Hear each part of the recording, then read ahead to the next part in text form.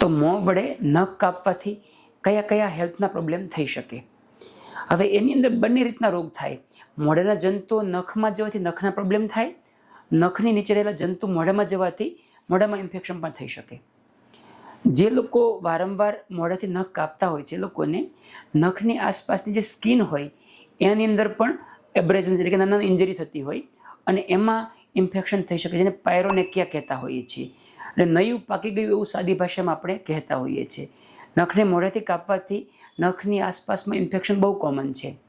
ઘણીવાર એ લોકોમાં nail bed પણ ડિસ્ટોર્ટ થઈ જાય, કે નખનો શેપ ખરાબ થઈ જતો હોય છે. જે લોકો મોઢામાં નખ નાખે એ લોકોને દાંતના પ્રોબ્લેમ બી ઘણા વધારે પ્રમાણમાં જોવા મળે.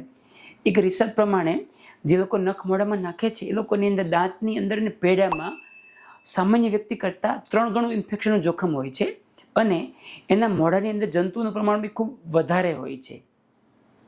એ સિવાય પાચનતંત્રના પ્રોબ્લેમ, જે બાળકોની અંદર વારંવાર કૃમિનું ઇન્ફેક્શન થતું હોય એમાં એક કારણ નખ મોઢામાં નાખવાનું હોય છે. ઘણીવાર બાળકોમાં વારંવાર બેક્ટેરિયલ ઇન્ફેક્શનમાં પેટમાં થાય, પેટમાં દુખાવો પણ આના લીધે થઈ શકતો હોય છે. અને છેલ્લી વાત છે માનસિક રોગ. આ નવાઈ લાગશે પણ આપણા મેડિકલ સાયન્સની અંદર મોઢા વડે વારંવાર નખ કાપવું એક માનસિક રોગનો પ્રકાર છે.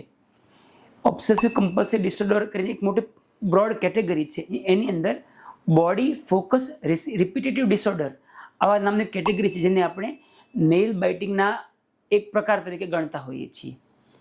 તો આ બધા મેઇન રોગ છે એ નખ ખાવાથી થઈ શકે છે.